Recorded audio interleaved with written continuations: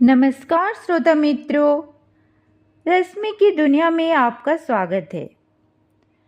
आज सुनते हैं कहानी मिस पॉल, जो मोहन राकेश जी के द्वारा लिखी हुई एक नई कहानी है। नई कहानी आंदोलन का प्रवर्तन जिन 3 महान विभूतियों ने किया, उसमें मोहन राकेश का स्थान सर्वोपरि माना जाता है। नई कहानी आंदोलन को आगे बढ़ाने में मोहन राकेश का महत्वपूर्ण योगदान रहा है। लीजिए सुनते हैं कहानी मिस पॉल। वह दूर से दिखाई देती आकृति मिस पॉल ही हो सकती थी। फिर भी विश्वास करने के लिए मैंने अपना चश्मा ठीक किया। निस्संदेह वह मिस पॉल ही थी। यह तो खैर मुझे पता था कि वह उन दिनों कुल्लू में ही कहीं रहती है, पर इस तरह अचानक उससे भेंट हो जाएगी यह नहीं सोचा था, और उसे सामने देखकर भी मुझे विश्वास नहीं हुआ कि वह स्थायी रूप में कुल्लू और मनाली के बीच इस छोटे से गांव में रहती होगी। जब वह दिल्ली से नौकरी छोड़कर आई थी तो लोगों ने उसके बारे में क्या क्या नहीं सोचा था। बस रायसन के डाकखाने के पास पहुंचकर रुक गई। मिस पॉल डाकखाने के बाहर खड़ी पोस्टमास्टर से कुछ बात कर रही थी। हाथ में वह एक थैला लिए थी। बस के रुकने पर न जाने किस बात के लिए पोस्टमास्टर को धन्यवाद देती हुई वह बस की तरफ मुड़ी। तभी मैं उतरकर उसके सामने पहुंच गया। एक आदमी के अचानक सामने आ जाने से मिस पॉल थोड़ा अचकचा गई, मगर मुझे पहचानते ही उसका चेहरा खुशी और उत्साह से खिल गया। रणजीत, तुम? उसने कहा। तुम यहाँ कहाँ से टपक पड़े? मैं इस बस से मनाली से आ रहा हूँ, मैंने कहा। अच्छा, मनाली तुम कब से आए हुए थे? 8-10 दिन हुए आया था। आज वापस जा रहा हूँ। आज ही जा रहे हो?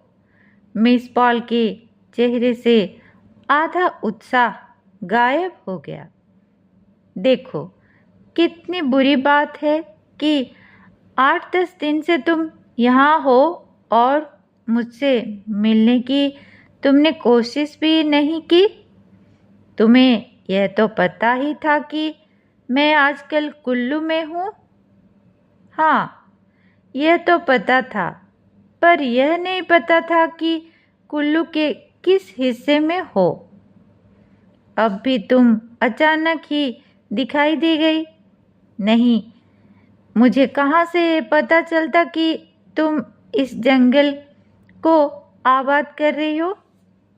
सचमुच बहुत बुरी बात है, मिस पॉल उलाहने के स्वर में बोली।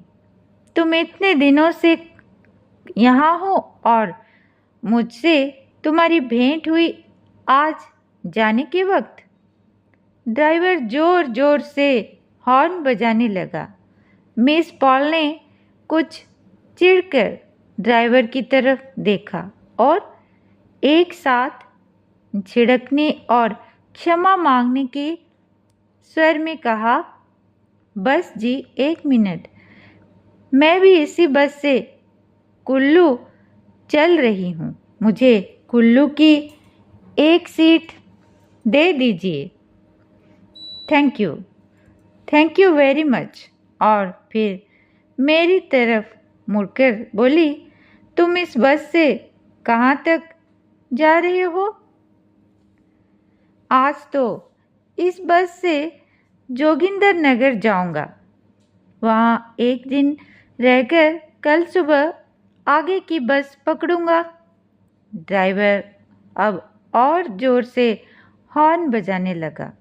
मिस पॉल ने एक बार क्रोध और बेबसी के साथ उसकी तरफ देखा और बस के दरवाजे की तरफ बढ़ती हुई बोली, अच्छा, कुल्लू तक तो हम लोगों का साथ है ही, और बात कुल्लू पहुंचकर करेंगे। मैं तो कहती हूँ कि तुम 2-4 दिन यहीं रुको, फिर चले जाना। बस में पहले ही बहुत भीड़ थी। 2-3 आदमी वहाँ से और चढ़ गए थे, जिससे अंदर खड़े होने की भी जगह नहीं थी।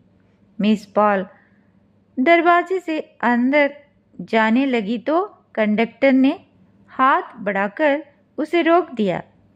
मैंने कंडक्टर से बहुतेरा कहा कि अंदर मेरे वाली जगह खाली है, मिस साहब वहाँ बैठ जाएंगी और मैं भीड़ में किसी तरह खड़ा होकर चला जाऊंगा। मगर कंडक्टर एक बार जिद पर अड़ा तो अड़ा ही रहा और सवारी वह नहीं ले सकता। मैं अभी उससे बात कर ही रहा था कि ड्राइवर ने बस स्टार्ट कर दी। मेरा सामान बस में था, इसलिए मैं दौड़कर चलती बस में सवार हो गया। दरवाजे से अंदर जाते हुए मैंने एक बार मुड़कर मिस पॉल की तरफ देखा। वह इस तरह अचकचाई सी खड़ी थी कि जैसे कोई उसके हाथ से उसका सामान छीनकर भाग गया है और उसे समझ न आ रहा हो कि उसे अब क्या करना चाहिए। बस हल्के हल्के मोड़ काटती कुल्लू की तरफ बढ़ने लगी। मुझे अफसोस होने लगा कि मिस पॉल को बस में जगह नहीं मिली, तो मैंने ही क्यों न अपना सामान वहाँ उतरवा लिया। मेरा टिकट जोगिंदर नगर का था, पर यह जरूरी नहीं था कि उस टिकट से जोगिंदर नगर तक जाऊं ही। मगर मिस पॉल से भेंट कुछ ऐसे आकस्मिक ढंग से हुई थी कि और निश्चय करने के लिए समय इतना कम था कि मैं यह बात उस समय सोच भी नहीं सकता था। थोड़ा सा भी समय और मिलता तो मैं जरूर कुछ देर के लिए वहाँ उतर जाता। उतने समय में तो मैं मिस पॉल से कुशल समाचार भी नहीं पूछ सकता था।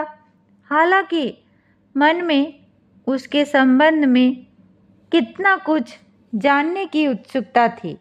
उसके दिल्ली छोड़ने के बाद लोग उसके बारे में जाने क्या क्या बातें करते रहे थे।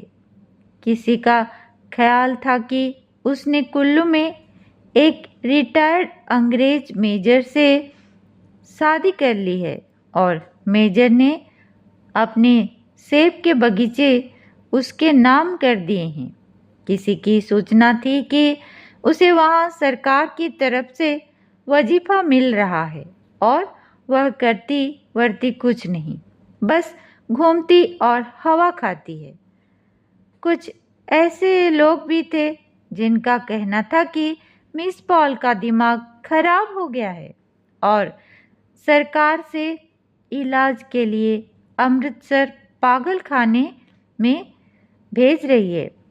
मिस पॉल एक दिन अचानक अपनी लगी हुई 500 की नौकरी छोड़कर चली आई थी। उससे लोगों में उसके बारे में तरह तरह की कहानियाँ प्रचलित थीं।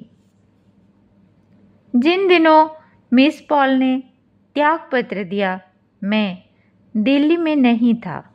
लंबी छुट्टी लेकर बाहर गया था, मगर मिस पॉल ने नौकरी छोड़ने का कारण मैं काफ़ी हद तक जानता था।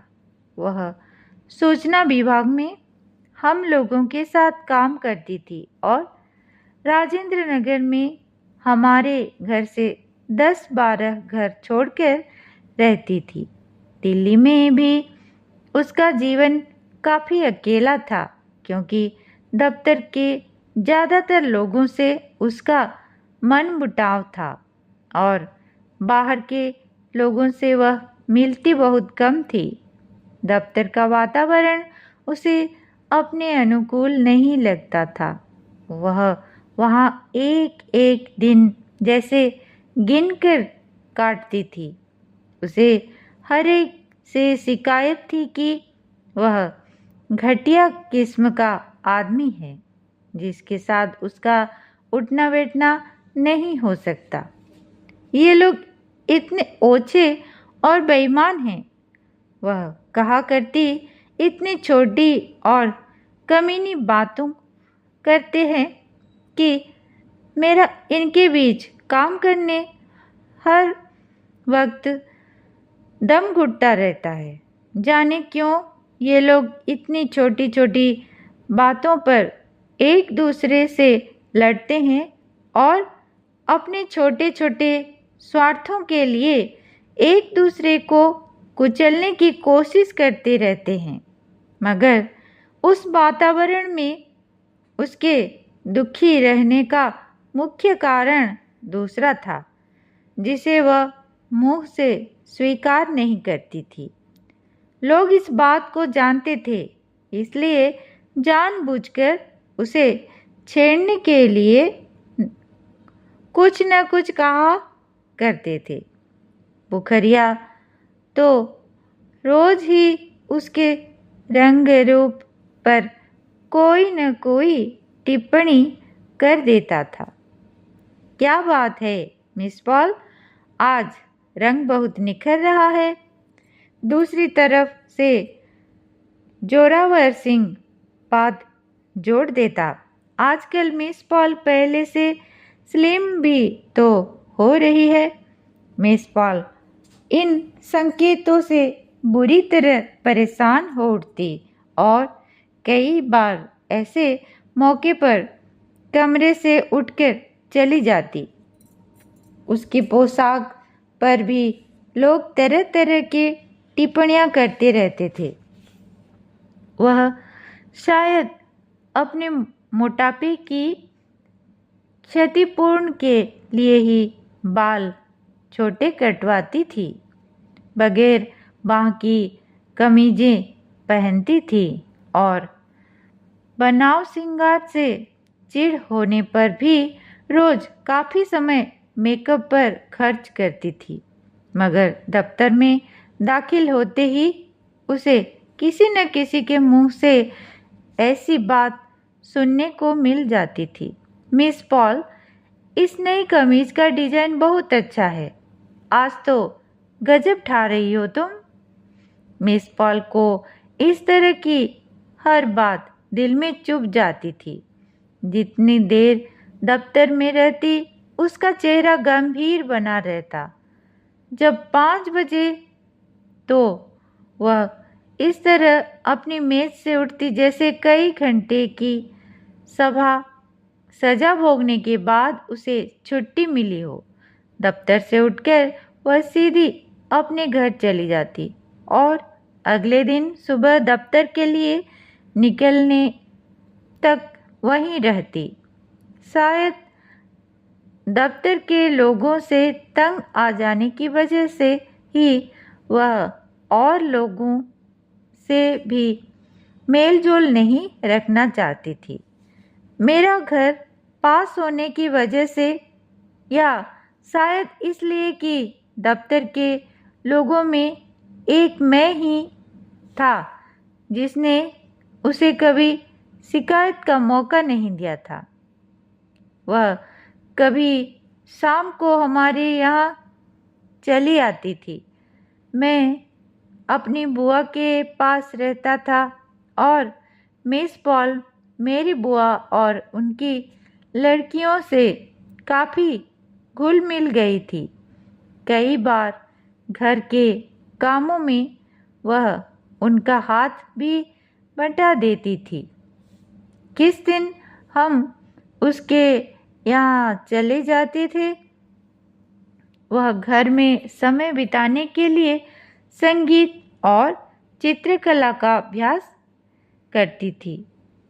हम लोग पहुँचते तो उसके कमरे से सितार की आवाज़ आ रही होती या वह रंग और कुचियाँ लिए किसी तस्वीर में उलझी होती। मगर जब वह इन दोनों में से कोई भी काम न कर रही होती तो अपने तख्त पर बिछे मुलायम गद्दे पर दो तकियों के बीच लेटी छत को ताक रही होती। उसके गद्दे पर जो झीना रेशमी कपड़ा बिछा रहता था, उसे देखकर मुझे बहुत चिढ़ होती थी। मन करता था उसे खींचकर बाहर फेंक दूं। उसके कमरे में सितार, तबला, रंग, कैनवस, तस्वीरें, कपड़े तथा नहाने और चाय बनाने का सामान इस तरह उलझे बिखरे रहते थे कि बैठने के लिए कुर्सियों का उद्धार करना एक समस्या ही हो जाती थी। कभी मुझे उसके झीने रेशमी कपड़े वाले तख्त पर बैठना पड़ जाता तो मुझे मन में बहुत ही परेशानी होती। मन करता कि जितनी जल्दी हो वहाँ से उठ जाऊं। मिस पॉल अपने कमरे के चारों तरफ खोजकर जाने कहाँ से एक चायदानी और 3-4 टूटी प्यालियाँ निकाल लेती हैं और हम लोगों को फर्स्ट क्लास बोहेमियन कॉफ़ी पिलाने की तैयारी करने लगती। कभी वह हम लोगों को अपनी बनाई तस्वीरें दिखाती और हम तीनों, मैं और मेरी दोनों बहनें, अपना अज्ञान छिपाने के लिए उनकी प्रशंसा कर देते। मगर कई बार वह हमें बहुत उदास मिलती और ठीक ढंग से बात भी नहीं करती। मेरी बहनें ऐसे मौके पर उससे चिढ़ जाती और कहती कि वे उसके यहाँ फिर नहीं जाएंगी। मगर मुझे ऐसे अवसर पर मिस पॉल से ज़्यादा सहानुभूति होती। आखिरी बार जब मैं मिस पॉल के यहाँ गया, मैंने उसे बहुत ही उदास देखा था। मेरा उन दिनों अपेंडिक्साइट का ऑपरेशन हुआ था और मैं कई दिन अस्पताल में रहकर आया था। मिस पॉल उन दिनों रोज़ अस्पताल में खबर पूछने आती रही थी। बुआ अस्पताल में मेरे पास रहती थी, पर खाने पीने का सामान इकट्ठा करना उनके लिए मुश्किल था। मिस पॉल सुबह सुबह आकर सब्जियां और दूध दे जाती थी। जिस दिन मैं उसके यहाँ गया, उससे एक ही दिन पहले मुझे अस्पताल से छुट्टी मिली थी और मैं अभी काफ़ी कमज़ोर था। फिर भी उसने मेरे लिए जो तकलीफ़ उठाई थी, उसके लिए मैं उसे धन्यवाद देना चाहता था। मिस पॉल ने दफ्तर से छुट्टी ले रखी थी और कमरा बंद किए अपने गद्दे पर लेटी थी। मुझे पता लगा कि शायद वह सुबह से नहाई भी नहीं है। क्या बात है मिस पॉल, तबीयत तो ठीक है? मैंने पूछा। तबीयत तो ठीक है, उसने कहा, मगर मैं नौकरी छोड़ने की सोच रही हूँ। क्यों? कोई खास बात हुई है क्या? नहीं, खास बात क्या होगी? बात बस इतनी ही है, मैं ऐसे लोगों के बीच काम कर ही नहीं सकती। मैं सोच रही हूँ कि दूर के किसी खूबसूरत से पहाड़ी इलाके में चली जाऊं और वहाँ रहकर संगीत और चित्रकला का ठीक से अभ्यास करूं। मुझे लगता है मैं खामखा यहाँ अपनी ज़िंदगी बर्बाद कर रही हूँ। मेरी समझ में नहीं आता कि इस तरह की ज़िंदगी जीने का आखिर मतलब ही क्या है। सुबह उठती हूँ, दफ्तर चली जाती हूँ, वहाँ 7-8 घंटे खराब करके घर आती हूँ, खाना खाती हूँ और सो जाती हूँ। यह सारा का सारा सिलसिला मुझे बिल्कुल बेमानी लगता है। मैं सोचती हूँ कि मेरी ज़रूरतें ही कितनी हैं। मैं कहीं भी जाकर एक छोटा सा कमरा या सेक लूँ तो थोड़ा सा ज़रूरत का सामान अपने पास रखकर 50-60 या 100 रुपये में गुजारा कर सकती हूँ। यहीं मैं जो 500 लेती हूँ वे 5 के 500 हर महीने खर्च हो जाते हैं। किस तरह खर्च हो जाते हैं यह खुद मेरी समझ में नहीं आता, पर अगर ज़िंदगी इसी तरह चलती है तो क्यों मैं खामखा दफ्तर जाने आने का भार ढोती रहूं। बाहर रहने में कम से कम अपनी स्वतंत्रता तो होगी। मेरे पास कुछ रुपए पहले के हैं, कुछ मुझे प्रोविडेंट फंड के मिल जाएंगे। इतने में एक छोटी सी जगह पर मेरा काफ़ी दिन गुजारा हो सकता है। मैं ऐसी जगह रहना चाहती हूँ जहाँ यहाँ की सी गंदगी न हो और लोग इस तरह की छोटी हरकतें न करते हों। ठीक से जीने के लिए इंसान को कम से कम इतना तो महसूस होना चाहिए कि उसके आसपास का वातावरण उजाला और साफ हो और वह एक मेंढक की तरह गंदले पानी में नहीं जी रहा हो।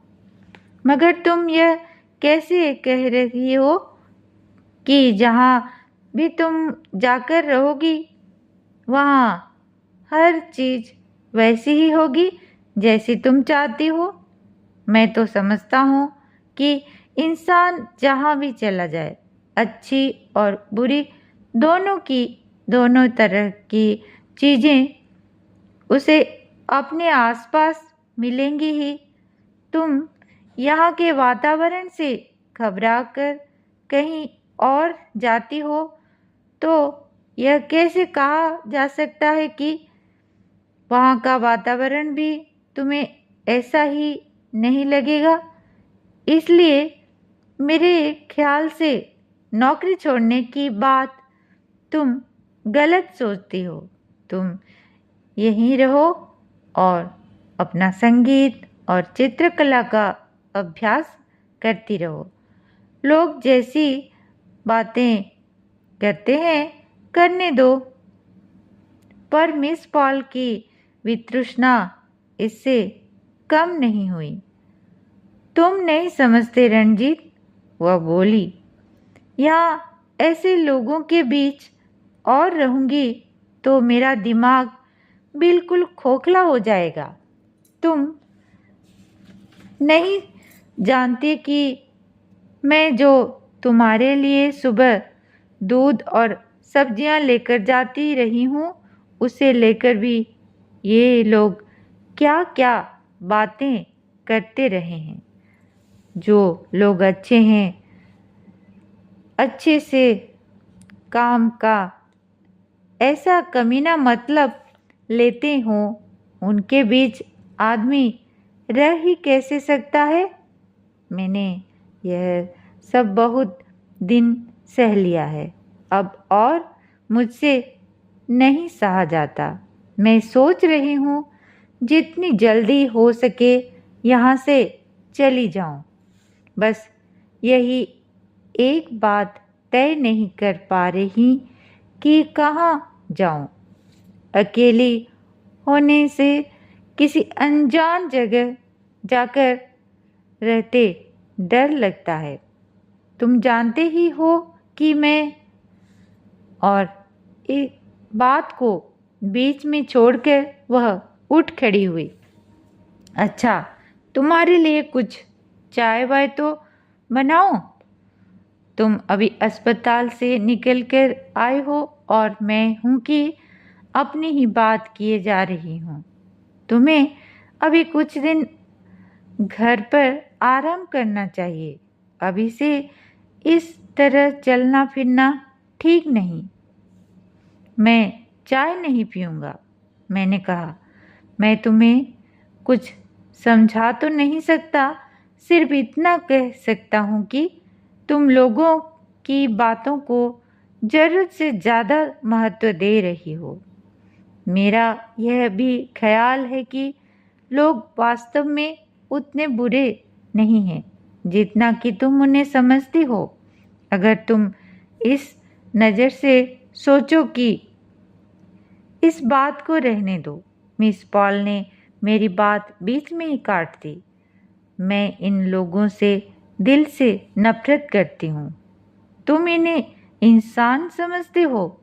मुझे तो ऐसे लोगों से अपना पिंकी ज़्यादा अच्छा लगता है।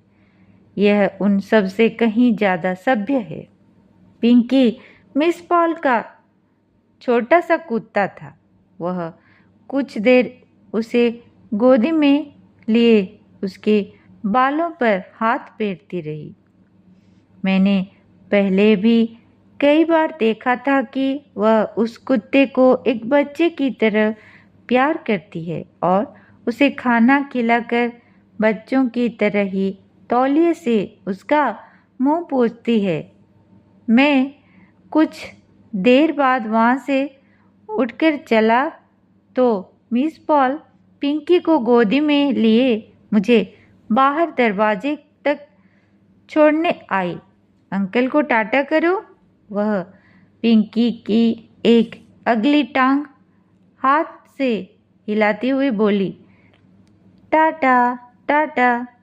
मैं लंबी छुट्टी से वापस आया तो मिस पॉल त्यागपत्र देकर जा चुकी थी। वह अपने बारे में लोगों को इतना ही बताकर गई थी कि वह कुल्लू के किसी गांव में बसने जा रही है।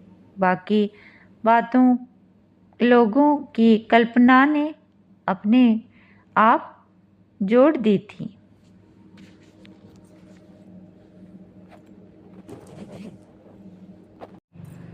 बस ब्यास के साथ साथ मोड़ काट रही थी और मेरा मन हो रहा था कि लौटकर रायसन चला जाऊं। मैं मनाली में 10 दिन अकेला रहकर ऊब गया था और मिस पॉल थी कि कई महीने से वहाँ रहती थी। मैं जानना चाहता था कि वह अकेली वहाँ कैसे महसूस करती है और नौकरी छोड़ने के बाद से उसने क्या कहा कुछ कर डाला है।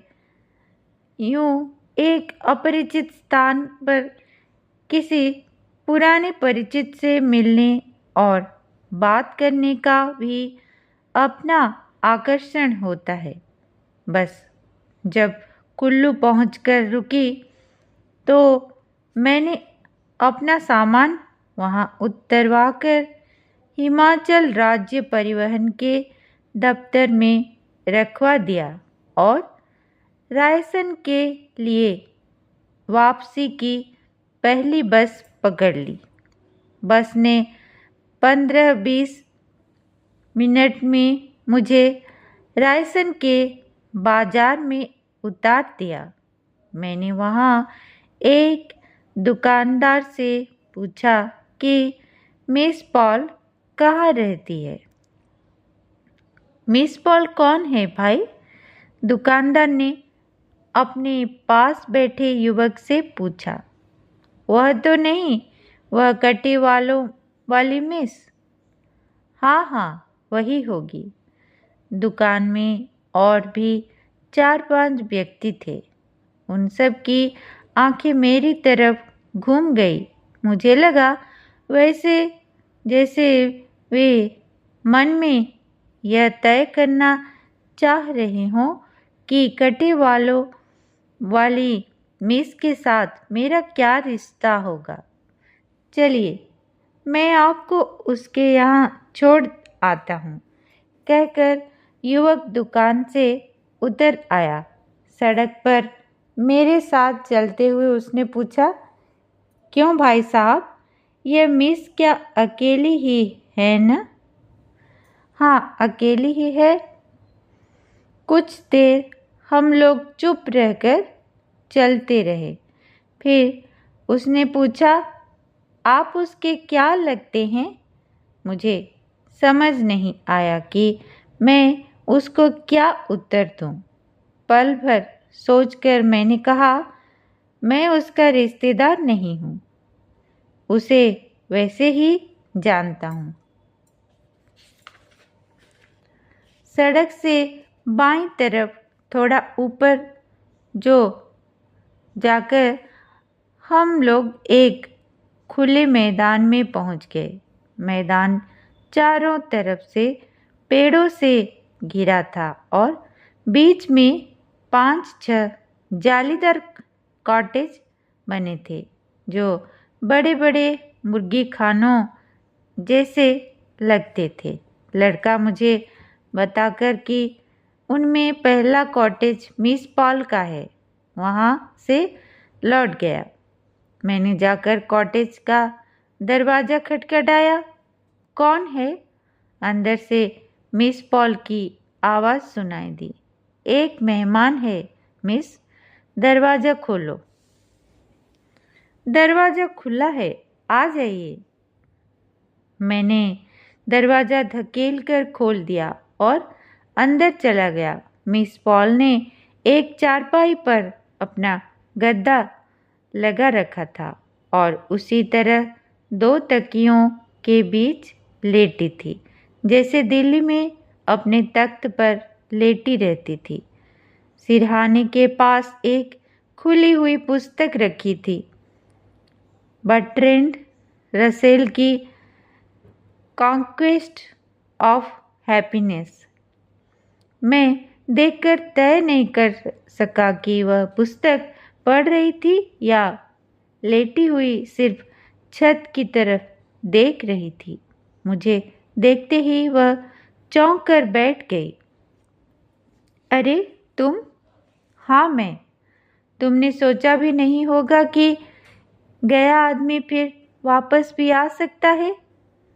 बहुत अजीब आदमी हो तुम।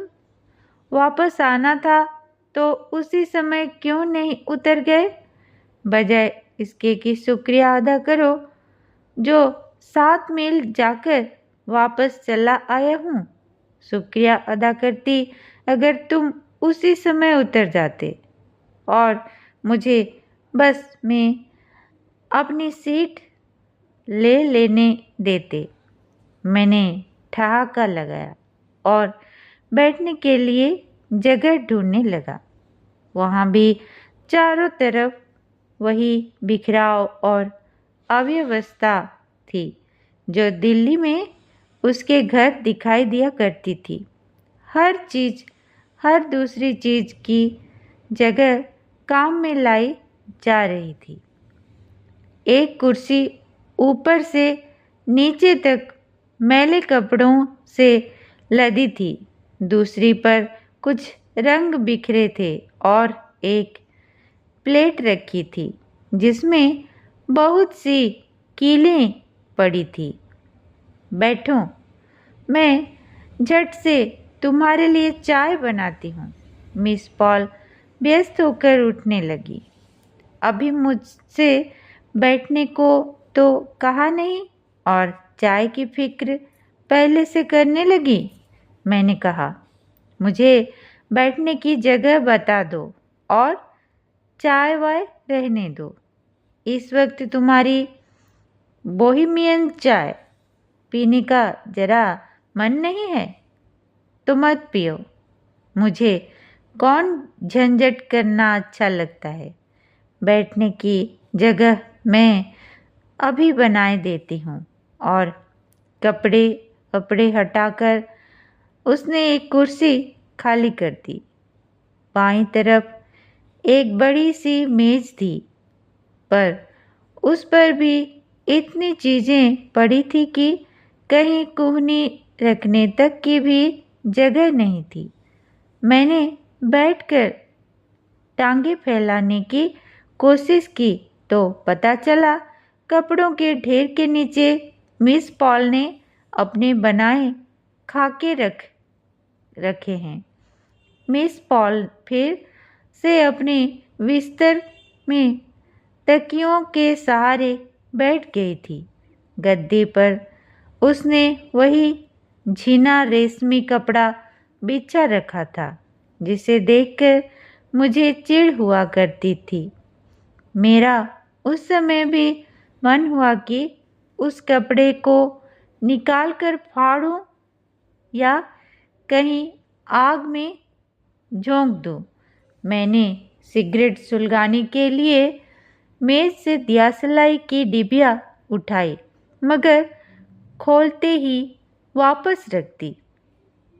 डिबिया में दियासलाइयाँ नहीं थी, गुलाबी सा रंग भरा था।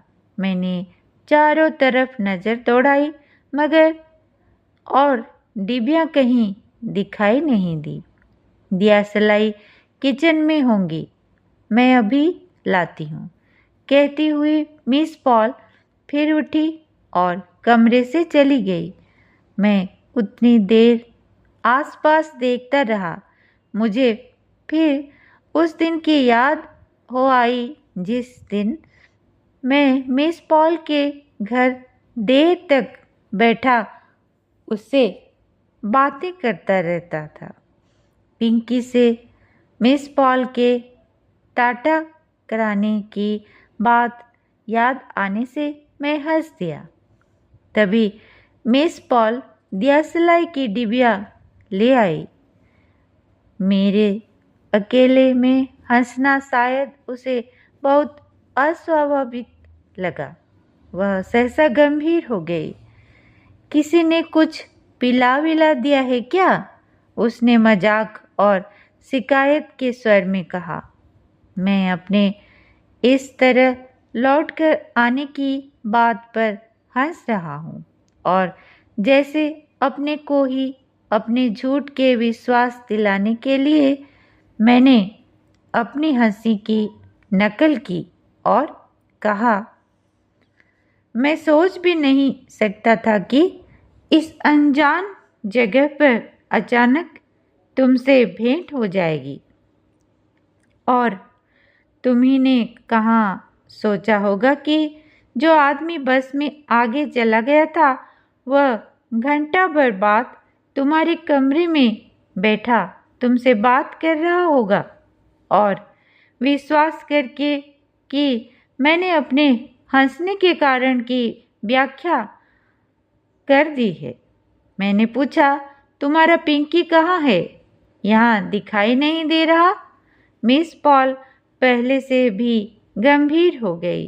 मुझे लगा कि उसका चेहरा अब काफ़ी रूखा लगने लगा है। आंखों में लाली भर रही थी, जैसे कई रातों से वह ठीक से सोई न हो। पिंकी को यहाँ आने के बाद एक रात सर्दी लग गई थी। उसने अपनी ऊँसास दबाकर कहा। मैंने उसे कितनी ही गर्म चीज़ें खिलाई, पर वह 2 दिन में चलता बना। मैंने विषय बदल दिया। उससे शिकायत करने लगा कि वह जो अपने बारे में बिना किसी को ठीक से बताए दिल्ली से चली आई, यह उसने ठीक नहीं किया।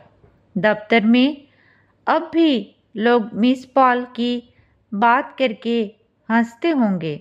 उसने ऐसे पूछा जैसे वह स्वयं उस मिस पॉल से भिन्न हो जिसके बारे में वह सवाल पूछ रही थी।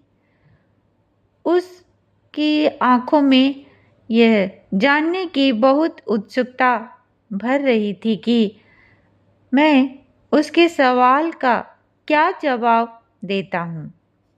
लोगों की बातों को तुम इतना महत्व क्यों देती हो? मैंने कहा, लोग वैसे बातें इसलिए करते हैं कि उनके जीवन में मनोरंजन के दूसरे साधन बहुत कम होते हैं। जब वह व्यक्ति चला जाता है तो 4 दिन में यह भूल जाते हैं कि संसार में उसका अस्तित्व था भी या नहीं। कहते कहते मुझे एहसास हो गया कि मैंने यह कहकर गलती की है। मिस पॉल मुझसे यही सुनना चाहती थी कि लोग अब भी उसके बारे में उसी तरह बात करते हैं और उसी तरह उसका मजाक उड़ाते हैं। यह विश्वास उसके लिए अपने वर्तमान को सार्थक समझने के लिए जरूरी था। हो सकता है तुम्हारे सामने बात न करते हो, मिस पॉल बोली, क्योंकि उन्हें पता है कि हम लोग अच्छे मित्र हैं। नहीं तो वे कमीने लोग बात करने से बाज आ सकते हैं। अच्छा था कि मिस पॉल ने मेरी बात पर विश्वास नहीं किया। उसने समझा कि मैं झूठ मूठ उसे दिलासा देने की कोशिश कर रहा हूँ। हो सकता है बात करते भी हो, मैंने कहा, पर तुम अब उन लोगों की बात क्यों सोचती हो? कम से कम तुम्हारे लिए तो उन लोगों का अब अस्तित्व ही नहीं है। मेरे लिए उन लोगों का अस्तित्व कभी था ही नहीं। मिस पॉल ने मुंह बिचका दिया। मैं उनमें से किसी को अपने पैर के अंगूठे के बराबर भी नहीं समझती थी। आंखों से लग रहा था जैसे अब भी उन लोगों को अपने पास देख रही हो और उसे खेद हो कि वह ठीक से उनसे प्रतिशोध क्यों नहीं ले पा रही। तुम्हें पता है कि रमेश का फिर लखनऊ ट्रांसफ़र हो गया है? मैंने बात बदल दी। अच्छा, मुझे पता नहीं था, पर उसने उस संबंध में और जानने की उत्सुकता प्रकट नहीं की। मैं फिर भी उसे रमेश के ट्रांसफ़र का किस्सा विस्तार से सुनाने लगा। मिस पॉल हूँ हाँ करती रही, पर यह साफ था कि वह अपने अंदर ही कहीं खो गई है। मैं रमेश की बात कह चुका तो कुछ क्षण वह हम दोनों चुप रहे। फिर मिस पॉल बोली, देखो, मैं तुमसे सच कहती हूँ रणजीत, मुझे वहाँ उन लोगों से के बीच एक एक पल काटना असंभव लगता था। मुझे लगता था मैं नरक में रहती हूँ। तुम्हें पता ही है, मैं दफ्तर में किसी से बात करना भी पसंद नहीं करती थी। मैं सुबह मनाली से बिना नाश्ता किए चला था, इसलिए मुझे भूख लग आई थी। मैंने बात को रोटी के प्रकरण पर ले आना उचित समझा। मैंने उससे पूछा कि उसने खाने की क्या व्यवस्था कर रखी है, खुद बनाती है या कोई नौकर रख रखा है। तुम्हें भूख तो नहीं लगी? मिस पॉल अब दफ्तर के माहौल से बाहर निकल आई।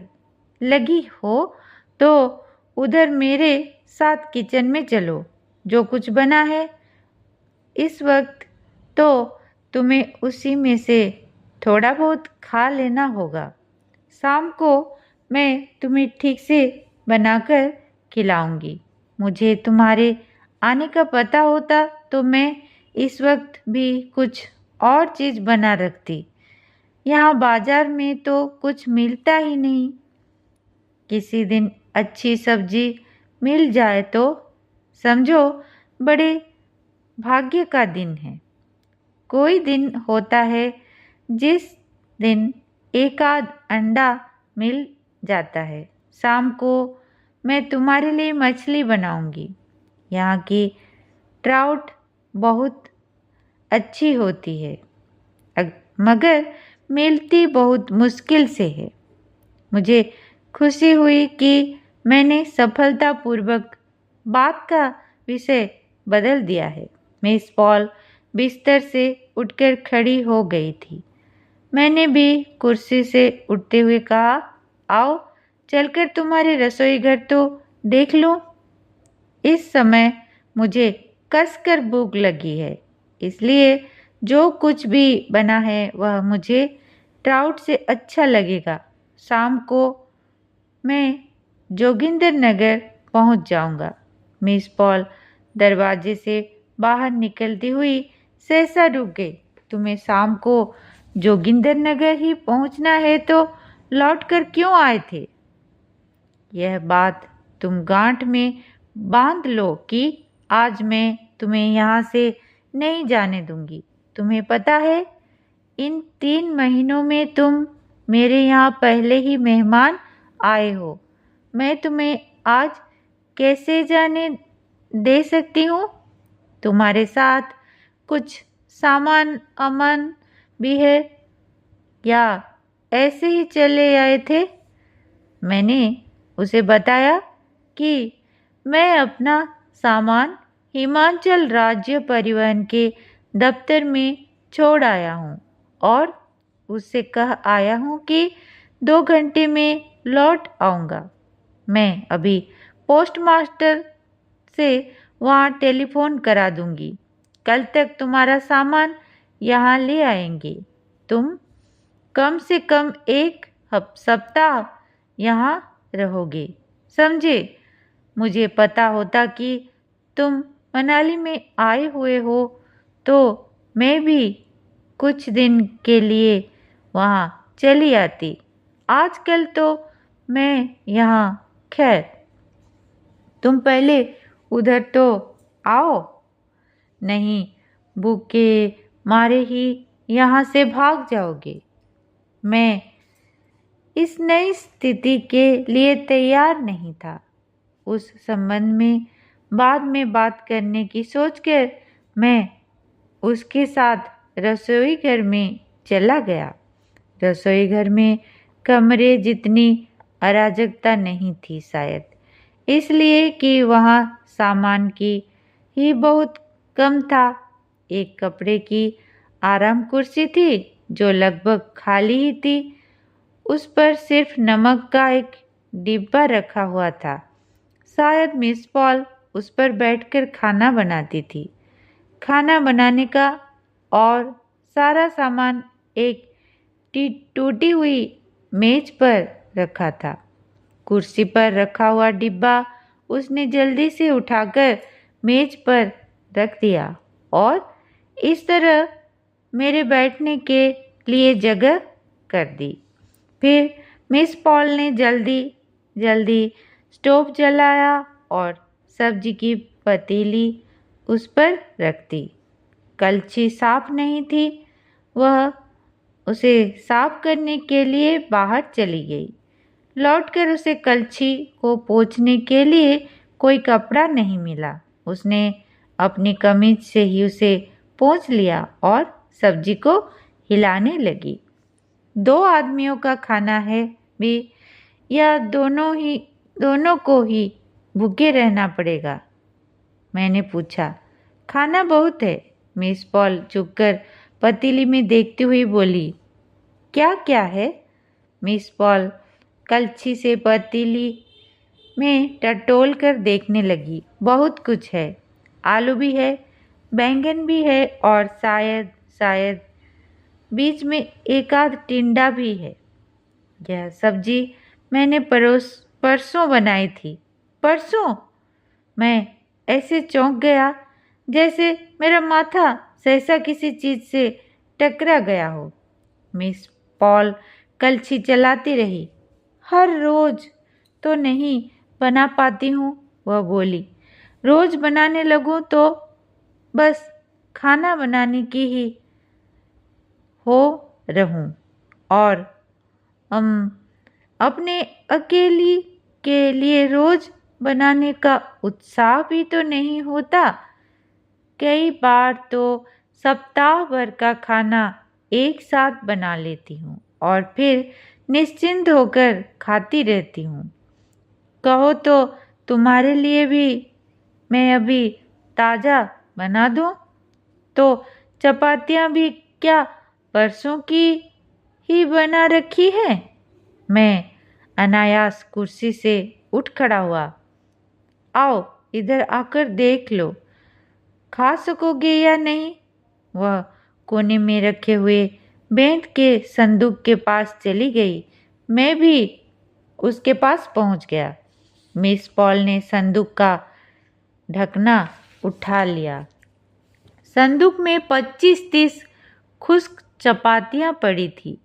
सूखकर उन सब ने कई तरह की आकृतियां धारण कर ली थी। मैं संदूक के पास से आकर फिर कुर्सी पर बैठ गया। तुम्हारे लिए ताज़ा चपातियां बना देती हूँ, मिस पॉल एक अपराधी की तरह देखती हुई बोली। नहीं नहीं, जो कुछ बना रखा है वही खाएंगे, मैंने कहा। मगर अपनी इस भलमन साहत के लिए मेरा मन अंदर ही अंदर कुढ़ गया। मिस पॉल संदूक के ढक्कन बंद करके स्टोव के पास लौट गई।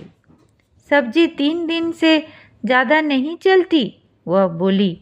बाद में मैं जैम, प्याज और नमक से काम चलाती हूँ। यहाँ आलूचे बहुत मिल जाते हैं, इसलिए मैंने बहुत सा आलूचे का जैम बना रखा है। खाकर देखो, अच्छा जैम है। ठहरो, तुम्हें प्लेट देती हूँ। वह फिर जल्दी से बाहर चली गई और कमरे से किलो वाली प्लेट खाली करके ले आई। गिलास में आम, वह आकर बोली। सरसों का तेल रखा है, पानी तुम प्याली में ही ले लोगे या? ट्राउट मछली खाना खाते समय और खाना खा चुकने के बाद भी मिस पॉल के दिमाग पर ट्राउट मछली की बात ही सवार रही। जैसे भी हो, शाम को वह ट्राउट मछली बनाएगी। उसके हट की वजह से मैंने उससे कह दिया था कि मैं अगले दिन सुबह तक वहाँ रह जाऊँगा। मिस पॉल ने आगे का फैसला अगले दिन पर छोड़ दिया था। उसे शाम के लिए कई और चीज़ों का इंतज़ाम करना था, क्योंकि ट्राउट मछली आसानी से तो नहीं बन जाती। पहली चीज़ घी चाहिए था। डिब्बे में घी नाम मात्र को ही था। प्याज और मसाला भी घर में नहीं था। मिट्टी का तेल भी चाहिए था। खाने के बाद हम लोग घूमने के लिए निकले तो पहले वह मुझे साथ बाजार में ले गई। हटवार के पास भी घी नहीं था। उसके लिए मिस पॉल ने पोस्टमास्टर से अनुरोध किया कि वह अपने घर से उसे शाम के लिए आधा सेर घी भिजवा दे। अगले दिन कुल्लू से लाकर लौटा देगी। उससे यह भी कहा कि वह अपने घर के थोड़े से फ्रेंच बीन की भी उतरवाकर उसे भेज दे और कोई मछली वाला उधर से गुजरे तो उसके लिए शेर भर ट्राउट ले रखे। सब्रवाल साहब, मैं आपको बहुत तकलीफ देती हूँ। वह चलने से पहले 7-8 बार उसे धन्यवाद देकर बोली, मगर देखिए मेरे मेहमान आए हुए हैं और यहाँ ट्राउट के अलावा कोई अच्छी चीज़ मिलती नहीं। देखती हूँ अगर बाली मुझे मिल जाए तो मैं उससे कहूँगी कि वह मुझे दरिया से एक मछली पकड़ दे, मगर बाली का कोई भरोसा नहीं। आप ज़रूर मेरे लिए ले रखिएगा।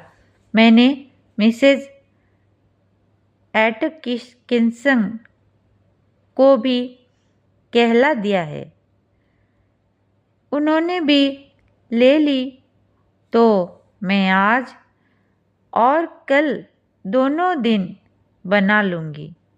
ध्यान रखिएगा, कई बार मछली वाला आवाज़ नहीं लगाता और ऐसे ही निकल जाता है। Thank you very much. मेरे सामान के लिए उसने कुल्लू फ़ोन भी करा दिया। अब सड़क पर चलती हुई वह सुबह की नाश्ते की बात करने लगी। रात को तो ट्राउट हो जाएगी, मगर सुबह नाश्ता क्या बनाया जाए?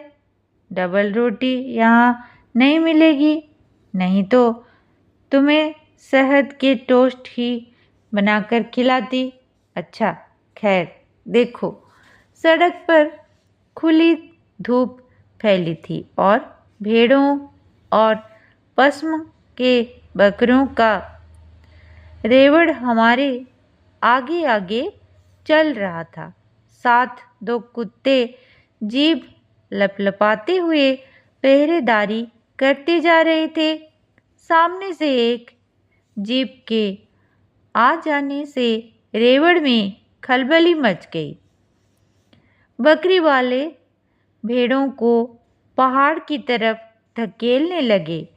एक भेड़ का बच्चा ढलान से फिसल गया और नीचे से सिर उठाकर मिमियाने लगा। किसी बकरी वाले का ध्यान उसकी तरफ नहीं गया तो मिस पॉल सहसा परेशान हो उठी। ए भाई देखो, वह बच्चा नीचे जा गिरा है। बकरी वाले, एक बच्चा नीचे खाई में गिर गया है, उसे उठा लाओ। ए भाई, एक दिन पहले वर्षा हुई थी, इसलिए ब्यास का पानी खूब चढ़ा हुआ था। नुकीली चट्टानों से छिलता और कटता हुआ पानी शोर करता हुआ बह रहा था। सामने दरिया पार करने का झूला था। झूले की चरखियां घूम रही थी। सहसा झूले में बैठे हुए दोनों व्यक्ति ही करके हंसने लगे, जैसे किसी को चिढ़ा रहे हों। फिर उनमें से एक ने जोर से छींक दिया। झूला उस पार पहुंच गया और वे व्यक्ति उसी तरह हंसते और छींकते हुए उससे उतर गए। झूला छोड़ दिया गया और उसकी रस्सियां इस सिरे से उस सिरे तक आधी गोलाइयों में फैल गई। जो व्यक्ति उधर उतरे थे वे उस किनारे से फिर एक बार जोर से हंसे। तभी झूला खींचने वालों में एक लड़का मचान से उतरकर हमारे पास आ गया। वह ऐसे बात करने लगा जैसे अभी अभी कोई दुर्घटना होकर हटी हो। मिस साहब, उसने कहा, यह वही सुदर्शन है जिसने आपके कुत्ते को कुछ खिलाया था। यह अब भी शरारत करने से बाज नहीं आता। उन व्यक्तियों के हंसने और छींकने का मिस पॉल पर उतना असर नहीं हुआ था जितना उस लड़के की बात का हुआ था। उसका चेहरा एकदम से उतर गया और आवाज़ खुश्क हो गई। यह उधर के गांव का आदमी है ना? उसने पूछा। हाँ मिस साहब, तुम पोस्टमास्टर को बताना, वे अपने आप इसे ठीक कर लेंगे। मिस साहब, यह हमसे कहता है कि यह मिस साहब। तुम इस वक्त जाओ, अपना काम करो। मिस पॉल उसे झिड़क कर बोली। पोस्टमास्टर से कहना, वे इसे एक दिन में ठीक कर देंगे। मगर मिस साहब, जाओ, फिर कभी उधर आकर बात करना। लड़के की समझ में नहीं आया कि मिस साहब से बात करने में उस समय उससे क्या अपराध हुआ है। वह सिर लटकाए हुए चुपचाप वहाँ से लौट गया। कुछ देर हम लोग वहीं रुके। मिस पॉल जैसे थकी हुई सी सड़क के किनारे एक बड़े से पत्थर पर बैठ गई।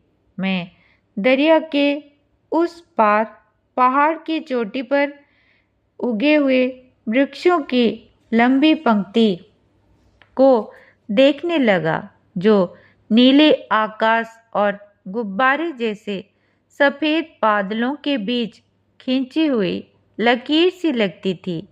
दरिया के दोनों तरफ पुल की सलेटी खंभे खड़े थे जिन पर अभी पुल नहीं बना था। खंभों के आसपास से झड़क कर थोड़ी थोड़ी मिट्टी दरिया में गिर रही थी।